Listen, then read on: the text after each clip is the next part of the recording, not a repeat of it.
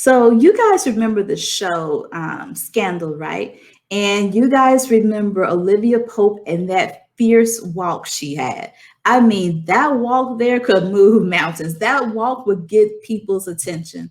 And so a lot of women in particular, we wanted to embody that fierceness, embody that walk, that energy that Olivia Pope had.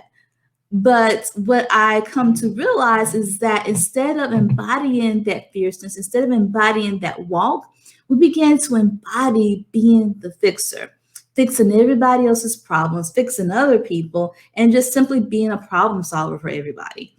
But it's this trait that a lot of us have picked up on that's keeping us from really feeling happy and fulfilled in our relationships. But you don't always have to stay that way. Hi, my name is Sharika Matthews, life coach, relationship expert, and creator of Feminine Success Mastery. So today I want to go into a bit of a deeper dive talking about the fixer and how you can show up as something a little bit greater than being a fixer. A couple of days ago, I did a vlog that I really talked about this the contrast of the fixer and being having that fierceness of Olivia Pope. But one thing I want to make sure that we're clear on here is that when we as women begin to see ourselves as fixers and problem solvers, especially in our relationships, we don't really see it as being a bad thing because as fixers and problem solvers and being there for everybody, what that means is that we have really big hearts. We love so many people and we really just don't like seeing people struggle. We really don't like seeing people, not have the answers. And some of us really just do have the gift of helps. But the challenge is that we feel good when we are helping others and giving and fixing other people's problems, but we begin to be depleted because it's something that we're constantly doing over and over again for everybody, not just for our children, not just for our parents, not just for our brothers and sisters, but also in our romantic relationships, but also in our professional relationships, but also for our neighbors whom we barely know. People who see themselves and identify as fixers and problem solvers, they'll help anybody and everybody, just like Olivia Pope did. And what happens is that you deplete all your time, your energy, and resources, and you don't have a way to replenish, to recharge, or to refuel.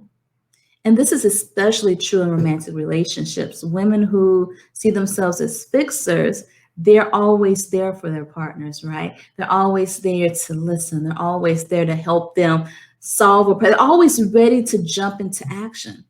But when they're feeling depleted, they would love it if their partner would return the favor. They would love it if their partner would pour back into them and help replenish them and help recharge them.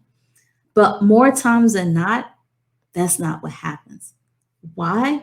Couple reasons why. One is they probably just don't know how. They're so used to you fixing everything. They're so used to you jumping in. They're so used to you doing everything. They don't forget how to help. They don't forget how to, give back.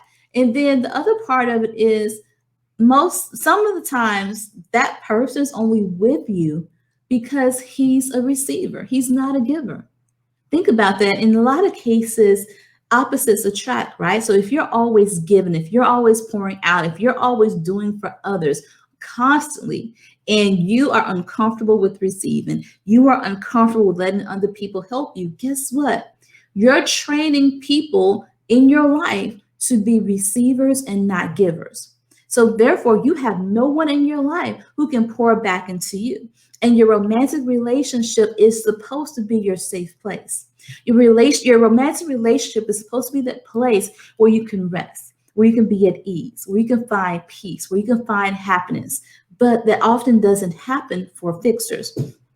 And so this is something that I really want to help you change, especially those of you who have been identifying yourself as a fixer for the last 5, 10, or maybe all your life. That's all you've known is being there for other people. So here are a few questions that I want you to ask yourself to help you identify if you are showing up as a fixer or as a Captain Save a Man. So if you have paper and pencil, go ahead and pull that out. The first question I want you to ask yourself is number one, are you getting your needs met? Or are you used to putting yourself on the back burner? I can almost guarantee you every person who's watching this video right now probably says, no, not really. I try to meet my own needs, but I can't really depend on anybody else to meet my needs because they always need my help. And, I'm always helping other people. So I can tend to myself later when I get a free moment or I have more time or I have more energy. Yeah, you're being a fixer. I'm sorry. Like, that's just what it is. The second question I want you to ask is, are you doing? Are you giving out of obligation? That's a heavy one. Are you giving out of obligation? Are you doing all the things that you're doing? Are you fixing everybody else's problem because you feel like you have to?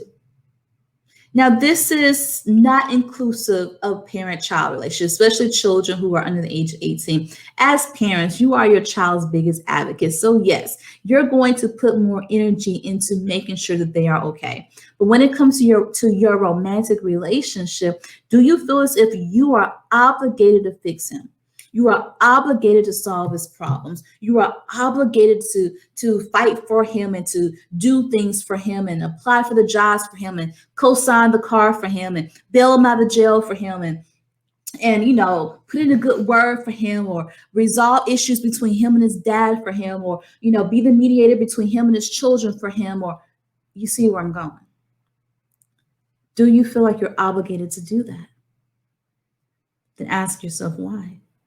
Who told you it was your job? Who convinced you it was your job to save him over and over and over and over again? Number three. Do you feel sorry for him?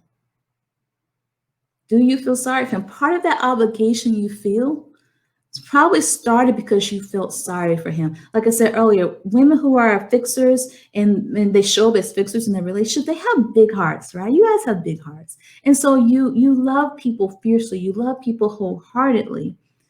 But is that love now turned into sympathy? You are intervening on his behalf because you feel sorry for him that he can't do it himself. You are applying for jobs for him because you feel sorry that he's so tired and he can't apply for his own jobs. You are doing and fixing and doing all these things for him because now he's become your project, or worse, he's become your charity case. Do you feel sorry for him? Number 4.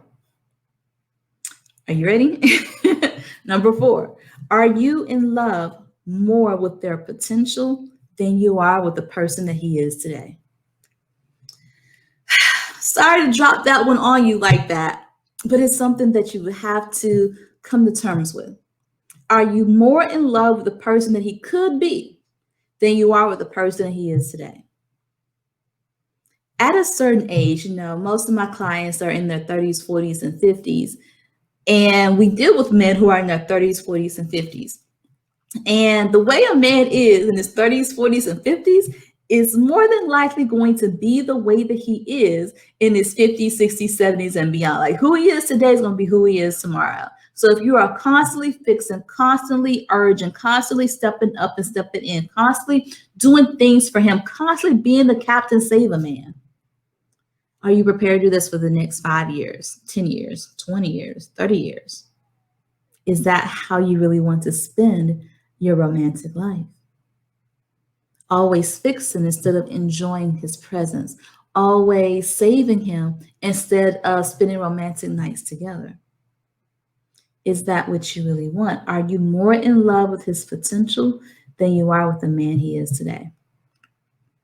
So those are the 4 questions I want you to ask yourself to give you some clarity whether or not you are being a fixer, Captain Save a Hoe, Captain Save a Man, instead of being in a relationship or being in a partnership. Because when you are in a relationship, I'm using that with air quotes, if you're in a relationship where you are constantly in this Captain Save a Man role, then what that's going to do is create more frustration, more anger, and more resentment. And the sad part about it is that he won't even know what the problem is. because it's all stemmed from you. It's all stemmed from the dynamics that's been created because you have latched on, you have made an emotional attachment to you being a fixer, and you have a heightened sense of self-worth, a heightened sense of self-value when you are fixing other people's problems. And when you're not fixing other people's problems, you feel void. You feel, I can't talk. You feel bored. You feel out of place. You feel like you got to be doing something. There's like you don't even feel like you don't even know what to do with yourself if you're not fixing other people's problems.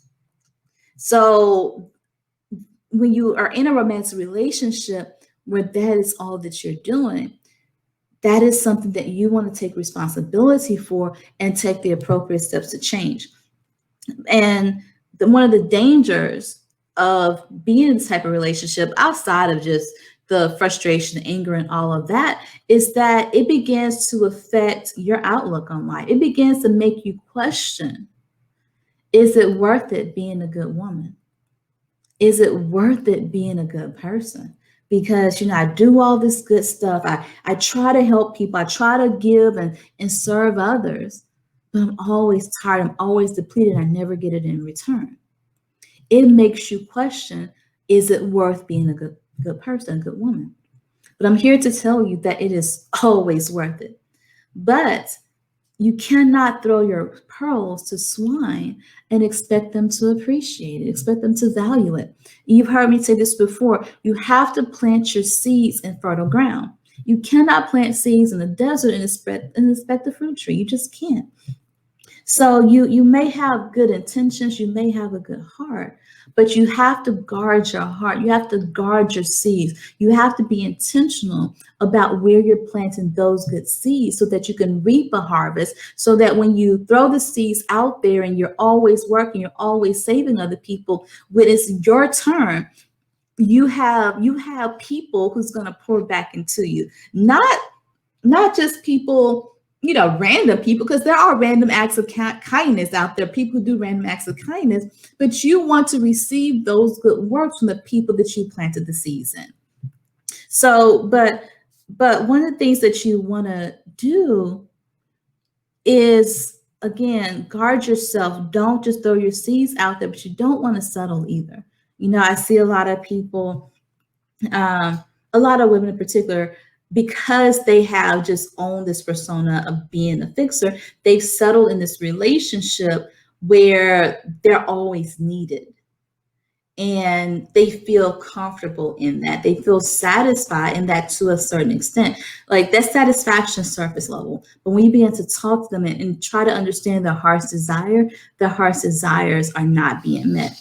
But the challenge is that you don't want to confuse you being Captain Sailorman to riding the waves of being in a relationship, right? When you're in a relationship, there's going to be highs and lows, ups and downs. There's going to be times where you will have to step up for your man because he's in a valley. He may be in the valley mentally, financially, emotionally, but that valley is temporary. So you don't want to throw away the whole man or throw away the whole relationship. But what you want to do is recognize if it's just a moment in time where you just have to step up, or if this is the habit, if this is the state of being in your relationship, and now you're being forced to settle for a relationship where you constantly have to show up as Captain Sailorman. So one of the things that I'm doing right now is that I'm trying to help women to really stop this cycle of settling, stop this cycle of giving so much of themselves for the wrong man, for the wrong relationships. So I have created a free webinar called "Is It Compromise or Are You Settling?" Because I've seen women think that they are compromised in a relationship when they are in reality over compromising. They're settling, they're giving up their desires, they're giving up their time, they're giving up their energy, and they're not getting anything in return. So if you want to get some more clarity on the difference between settling for a relationship, compromising in a relationship, and this new term, over compromise in a relationship, I want you to go ahead and reserve your seat at compromiseorsettle.com. All right, you guys, thank you so much for joining me here this evening. And until next time, be bold, walk in your brilliance, and be completely unstoppable in the pursuits of your heart's desire for your life and your relationships. I'll talk to you soon. Bye bye.